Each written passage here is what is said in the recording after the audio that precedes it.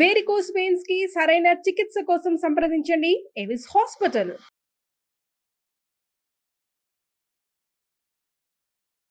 So ప్రత్యేకించి చాలామంది అడిగేది ఏంటంటే క్లాసెస్ ఎక్కడెక్కడ జరుగుతున్నాయని అడుగుతూ ఉంటుంటారు సార్.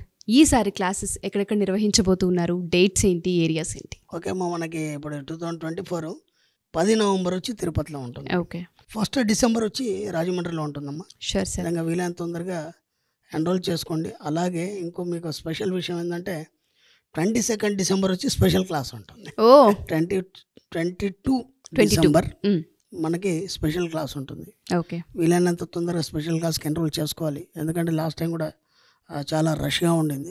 దాని గురించి నేను మళ్ళీ నెక్స్ట్ ఎపిసోడ్లో దాని గురించి ఎక్స్ప్లెయిన్ చేస్తాను. డెఫినెట్గా సార్, దాని గురించి వివరణ ఇస్తాను. Sure sir. Thank you sir. ఈ ఎపిసోడ్లో ఇప్పటివరకు నేను చాలా విన్నాను మీ దగ్గర. నమ్మకం ఉంటే ఏ విధంగా ముందుకెళ్తాం, లైఫ్ని ఎలా లీడ్ చేయొచ్చని రకరకాల వాటి గురించి మనం మాట్లాడుతున్నాం. ప్రతిదీ ఓ అద్భుతం అనే చెప్పుకోవచ్చు. వింటున్న ప్రతిసారి ఇంత సూక్ష్మంగా చూడాల్సిన అవసరం ఉంది జీవితాన్ని అని అర్థమైంది.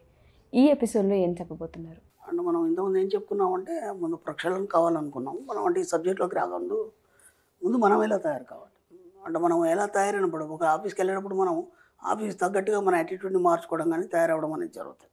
ఒక్కొక్క ఆఫీస్కి ఒక డ్రెస్ కోడ్ ఉంటుంది, అక్కడ రూల్స్ వేరే ఉంటాయి. దానికి తగ్గట్టు ఉన్నప్పుడు అక్కడ మనం పని చేయగలుగుతాం. కాబట్టి నువ్వు ఒక ధనవంతుడిగా మారాలనుకున్నప్పుడు దానికి తగ్గట్టు నీ యాటిట్యూడ్ ఎలా మార్చుకోవాలి, నీ ఆలోచన విధానం ఎలా మార్చుకోవాలి, ఇవన్నీ చెప్పుకుంటూ వచ్చాం మనం. ఓకేనా? ఇప్పుడు డబ్బు చాలా సులువుగా సంపాదించడం ఎలా, సులువుగా సంపాదించడం మన సబ్జెక్ట్లో కష్టపడితే డబ్బు రాదు. మన సబ్జెక్ట్లో కష్టపడితే కూలోడు అవుతాడు.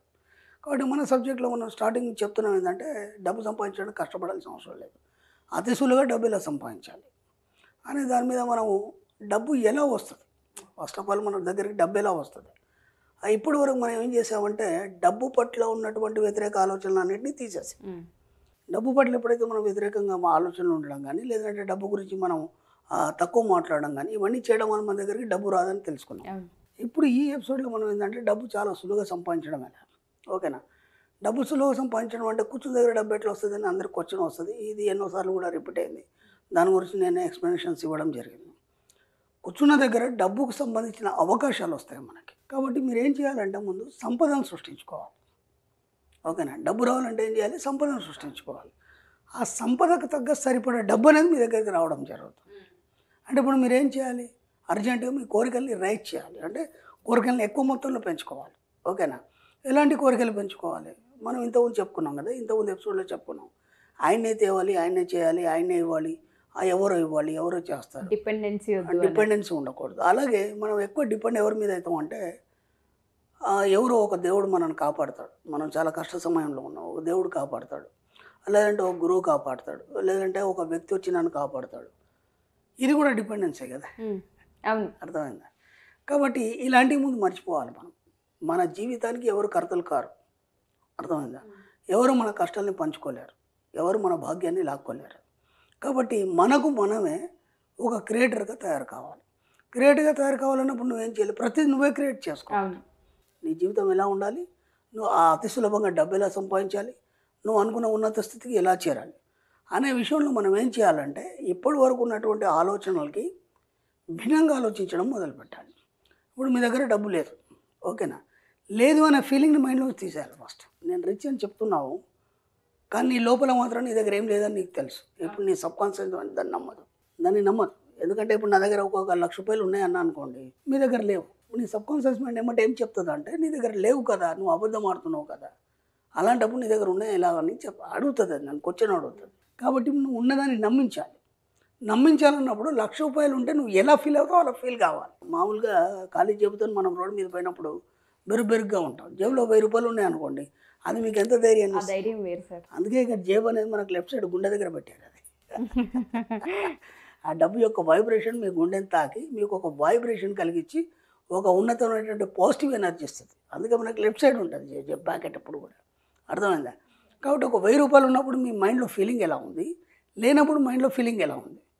ఇప్పుడు లేవు కానీ ఉన్నాయి అనుకున్నారు, అదే ఫీలింగ్ ఉండాలి మీ లోపల. అర్థమైందా? లేకున్నా సరే ఉన్నాయి అనుకున్నారు, అదే ఫీలింగ్ ఉండాలి. ఈ నగ కలిగి ఉన్నారు, ఓకే. ఒకవేళ ఆ నగ వేసుకున్నప్పుడు మీరు ఎంత ఫీల్ అవుతారు? మన సబ్జెక్ట్లో 2 కావాలి, ఒకటి ఆడియో, 2 వీడియో. ఒక ఆనందాన్ని నువ్వు పొందినప్పుడు నువ్వు ఎలా కేరింతలేయగలుగుతావు, ఆ ఫీల్ని నువ్వు ఎలా అనుభవిస్తావు, యాక్షన్ ఎలా చేస్తావు, అవన్నీ ప్రతి క్షణం మనం ఫీల్ కావాలి. డబ్బుతో ముడిపడి ఉన్నటువంటి జీవితంలో నీ యొక్క పాత్ర ఏంటి, ఆ పాత్రని నీకు నువ్వుగా చూసుకోగలగాలి. ఆటోమేటిక్గా డబ్బు వచ్చేస్తుంది. కాబట్టి ఇప్పుడు మీరు ఏమేమి పెట్టుకుంటారు, మీ లక్ష్యాలు కానీ మీ కోరికలు కానీ ఏమేమి పెట్టుకుంటారు? సింపుల్గా మన ఆలోచన విధానాన్ని మార్చడం ద్వారా మనం కోటీశ్వరులం అయిపోతాం. మన సబ్జెక్టులో అంతే మనం చెప్పేది, అంతకంటే ఏం లేదు. ఆలోచన విధానం అనేది పదే పదే మీ సబ్కాన్షియస్ మైండ్కు తెలియచేయాలి. ఎందుకు తెలియజేయాలి పదే పదే? అప్పుడు మీరు హాయిగా నిద్రలో ఉన్నారు, ఎవరు వచ్చి డోర్ నాక్ చేశారు, మీరు లేవరు, ఇంకో 2 సార్లు నాక్ చేస్తారు, అప్పటికి కూడా కొద్దిగా మగతగా ఉంటుంది. ఒక 10 సార్లు నాక్ చేశారనుకో, చిరాకేసి టకిమని లేచి డోర్ తీస్తారా? తీస్తాం సార్. సబ్కాన్షియస్ మైండ్ ఎప్పుడు నిద్రావస్థలో ఉంటుంది, దానికి ఇంకేం పని ఉండదు.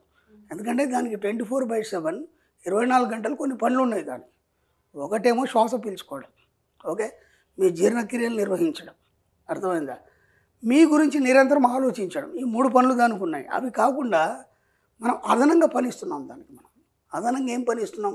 డబ్బు సంపాదించే పనులను ఇస్తున్నాం. వీటిని పదే పదే పదే చెప్పినప్పుడు ఓహో ఏమో అంటున్నాడు కదా అని చెప్పేసి ఇటువైపు చూస్తుంది. అది అర్థమైంది. అప్పటిదాకా చూడదు, అప్పటిదాకా నిద్రావస్థలోనే ఉంటుంది. ఇప్పుడు మనం ఏం చేస్తాం, పదే పదే పదే చెప్పడం వల్ల అది వింటది. అప్పుడు మీరు రైల్వే స్టేషన్ వెళ్ళారు, ట్రైన్ ఉంది, మీకు ఒక 20 నిమిషాల్లో ట్రైన్ ఉంది. అక్కడ ఒక అతను టీ అని తిరుగుతున్నాడు, మీరు వింటున్నారు, దాన్ని పట్టించుకోవట్లేదు. ఎందుకంటే మీకు ట్రైన్ వచ్చే అనౌన్స్మెంట్ కూడా వచ్చింది. తర్వాత ఒక అరగంట తర్వాత ట్రైన్ లేట్ అని చెప్పింది, ట్రైన్ లేట్ అని చెప్పేసి అనౌన్స్మెంట్ వచ్చింది. ఏమంటే అప్పుడు మీరు ఏం చేస్తారు? ఆ అతని కోసం వెతుకుతారు. ఎందుకంటే అప్పటిదాకా పని ఏం లేదు కదా మనకి. అంటే వాడు మీకు తెలియకుండానే మీ సబ్కాన్షియస్ మైండ్లో అని ముద్ర వేసేసాడు. పదే పదే పదే ఏదైతే చెప్తామో ఆ వైబ్రేషన్స్ వచ్చేసి మన సబ్కాన్షియస్ మైండ్ని నిద్ర మేలుకొల్పుతాయి. అప్పుడు అది దాన్ని పట్టుకుంటుంది. పట్టుకుని అది ఏం చేస్తుంది అంటే అది కావాలని కోరుకుంటుంది.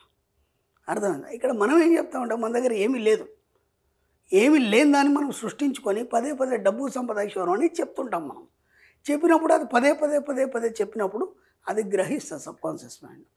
ఓహో ఏం కావాలి, డబ్బు సంపాదించడం కావాలా, ఇప్పుడు ఎలా ఇవ్వాలని డిజైన్ చేస్తాం.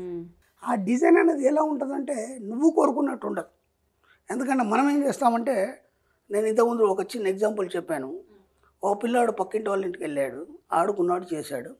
వచ్చేటప్పుడు ఆ ఇంటి ఆవిడ అక్కడ కొన్ని వేరుశెనగ గుళ్ళు ఉన్నాయి, తీసుకెళ్ళరా అని అంది. వాడు తీసుకోలేదు. నెక్స్ట్ డే వచ్చాడు, మళ్ళీ తీసుకెళ్ళరా, కొన్ని తీసుకోరా అక్కడ ఉన్నాయి అంది. ఆయన తీసుకోలేదు. మూడోసారి ఆమె ఇలా పట్టేసి వాడు ఒళ్ళు షర్ట్ పట్టి దాంట్లో వేసింది. ఆడ హ్యాపీగా తీసుకొని వెళ్ళిపోయినాడు. తర్వాత రోజు వచ్చిందా, ఎరా అక్కడ తీసుకోమని చెప్తే నువ్వు తీసుకోలేదు, నేను ఇస్తే తీసుకున్నావు కదా అన్నాడు. వాడు ఏమన్నాడు కదా, నేను తీసుకుంటే నా చేయి చిన్నది, మీరు ఇస్తే చాలా పెద్దది, కాబట్టి మీరే ఇవ్వాలని నేను తీసుకోలేదన్నాడు వాడు. కాబట్టి విశ్వం అనేది చెయ్యి చాలా పెద్దది. మనమేం కోరుకుంటాం, 24 గంటలు అవి ఉన్న అప్పులు పోతే అయిపోతుంది, ఆ ఉన్న అప్పులు పోయేసి ఏముంది, ఒక ఇల్లు కట్టుకుంటే అయిపోతుంది, ఒక కారు కొనుక్కుంటే అయిపోతుంది. చాలా చిన్న కోరికలు ఇవి మన సబ్జెక్ట్లో. ఒక కారు అనేది, ఒక ఇల్లు అనేది, ఒక ₹1 అనేది చాలా చిన్న సబ్జెక్టు మన సబ్జెక్టులో, అర్థమైందా? కాబట్టి విశ్వం ఇచ్చేది ఎలా ఉంటుందంటే, నువ్వు ₹1,00,000 కోరుకుంటే అది 10 లక్షలు ఇస్తుంది, మీరు 10 లక్షలు కోరుకుంటే అది ₹1,00,000 ఇస్తుంది. దానికి సిద్ధంగా ఉంది. అది గమనించక మనం ఏం చేస్తామంటే ఏదేదో కోరుకుంటాం మనం. అది కాదు కావాల్సింది. నేనేం చెప్తానంటే మన సబ్జెక్ట్లో నువ్వు ఎలా సృష్టించుకోవాలి, కూర్చున్న దగ్గర ఎలా సంపాదించుకోవాలన్నప్పుడు పెద్ద మొత్తంలో కోరుకో కదా, పోయేదేముంది. పెద్ద మొత్తంలో కోరుకున్నప్పుడు దానికి తగ్గట్టుగా నీకు ఇవ్వడం అనేది జరుగుతుంది. పెద్ద మొత్తంలో కోరుకున్నప్పుడు దానికి నువ్వు స్పెండ్ చేయడానికి కూడా సిద్ధంగా ఉండాలి, అర్థమైంది? అంటే దాని పట్ల నీకు సమయం కావచ్చు, లేదంటే నీ ఆలోచన విధానం కావచ్చు, ఏదైనా సరే దానికి ఖర్చు పెట్టడానికి నువ్వు సిద్ధంగా ఉండాలి. అంటే నిరంతరం ఆలోచనలు పట్టి ఉంచినప్పుడు మాత్రమే అది సాధ్యమవుతుంది, లేకపోతే కాదు. సింపుల్, అర్థమవుతుందా లేదా? కాబట్టి ఇక్కడ డబ్బు ఎవరు ఇస్తారు? అతి సులువుగా ఎలా వస్తుంది? నీ సబ్కాన్షియస్ మైండ్ ద్వారా నువ్వు సృష్టించుకునేది నువ్వు పొందుతున్నావు. దీనికి ఎవరో దేవుడు కారణం కానీ, లేకపోతే ఒక గురువు కారణం కానీ, లేకపోతే ఇంకేదో కారణం కానీ, అవన్నీ కాదు. ఒక దేవుడు మొక్కినప్పుడు కానీ, లేకపోతే ఒక దేవుడిని మనం కోరినప్పుడు కానీ, ఈ సబ్జెక్టు తెలియనప్పుడు మనకు అవి ఎలా సత్యం అవుతాయి, అవి ఎలా నిజమవుతాయి. ఒక చిన్న ఎగ్జాంపుల్ చెప్తాను. మీరు ఇప్పుడు సపోజు ఒక కొండకి వెళ్తారు, ఒక మొక్కు ఉంది మీకు, ఓకేనా? మీకు అదొక కాన్ఫిడెన్స్ ఏంటంటే నేను వెళ్ళి ఆ మొక్కు తీర్చుకుంటే పనులు అవుతాయి. ఇప్పుడు మీ కాన్ఫిడెన్స్, మీ ఆలోచన విధానం అంతా దాని మీద ఆధారపడి ఉంది. మీ సబ్కాన్షియస్ మైండ్కు దాన్ని ఫిక్స్ చేస్తారు. ఏమని?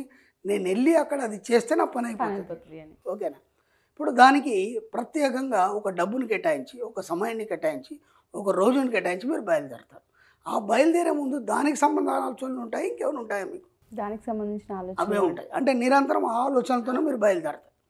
బయలుదేరిన తర్వాత ఏమవుతుందంటే అక్కడికి వెళ్ళిన తర్వాత అక్కడ దేవుడు అనుకోవచ్చు, ఇంకేదనుకోవచ్చు, మీ ఏదైతే ఊహిస్తారో దానికి సంబంధించి ఆ ప్రయాణంలో 24 గంటలు మీకు అదే ఆలోచన ఉంటుంది తప్ప ఇంకేం ఉండదు. ఇక్కడ ఏం చేస్తున్నారు? ఆ ఆలోచనని మీరు అక్కడికి వెళ్ళడం వల్ల మీకు అవుతుందని ఆ పదే పదే ఆలోచనని మీ సబ్కాన్షియస్ మైండ్ పట్టిస్తున్నారు. అక్కడికి వెళ్ళి రాగానే మీ పని అయిపోతుంది. మీ సబ్కాన్షియస్ మైండ్కి మీ ఆలోచన విధానాన్ని పట్టించారు, అక్కడ అదే చేస్తున్నారు మీరు. కాకపోతే అక్కడ పేరు అనేది దేవుడిది అనేది పెట్టుకున్నారు మీరు. ఎందుకంటే మీ మీద మీకు కాన్ఫిడెన్స్ లేదు కదా. ఒక మనకంటే అనంతమైన ఒక శక్తి ఉందని దాని మీద ఆధారపడుతున్నాం కాబట్టి మీకు అది చేసిన ఫీలింగ్ ఉందంతే.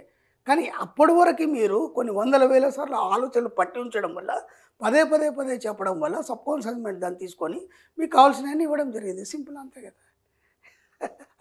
ఇక్కడ ఎవరు ఎందుకు చేశారు? మీకు మీరే క్రియేట్ చేసుకున్నారు, మీకు మీరే దాన్ని తయారు చేసుకున్నారు, మీకు మీరే పొందారు, అంతే సింపుల్. కాబట్టి ఎవరు ఏది ఇచ్చారు మీ జీవితంలో, ఎవరు ఏది ఇవ్వరు, మీకు మీరే సృష్టించుకుంటారు. అది డబ్బు కావచ్చు, ఏదైనా కావచ్చు, అతి సులభంగా మీ ఆలోచన ద్వారా మీరు సృష్టించుకుంటారు. అది సబ్జెక్ట్. సబ్ కాన్షియస్ మైండ్ అనేది మీరు చెప్పిన ఎగ్జాంపుల్ ఎప్పుడు స్లీప్ మోడ్లో ఉంటుంటుంది. 1-2 సార్లు మనం ఎప్పుడైతే డోర్ కొడుతూ ఉంటామో అలర్ట్ స్టేట్కి వస్తుంటాం. అదే మనం ఇచ్చే ఆలోచనలు కావచ్చు, మన నమ్మకాలు కావచ్చు. అదే మీ కోరిక అనేది. అంతే తప్ప అతి సులభంగా డబ్బు వస్తుంది అంటే ఎలా వస్తుంది? ఆ క్వశ్చన్ కాదు అక్కడ. నీకు నువ్వు తయారు చేసుకుంటావు, నీకు కావాల్సిన దాన్ని నువ్వు సృష్టించుకుంటున్నావు. డబ్బు కావచ్చు, ఇంకేమైనా కావచ్చు కదా. డబ్బు అని కాదు కదా, కేవలం డబ్బు మీద దృష్టి పెట్టినప్పుడు డబ్బు వస్తుంది. ఇంకేమైనా కావాలనుకున్నప్పుడు కూడా అది వస్తుంది. Yes, wonderful sir. Thank you sir. Thank you so much. Thank you.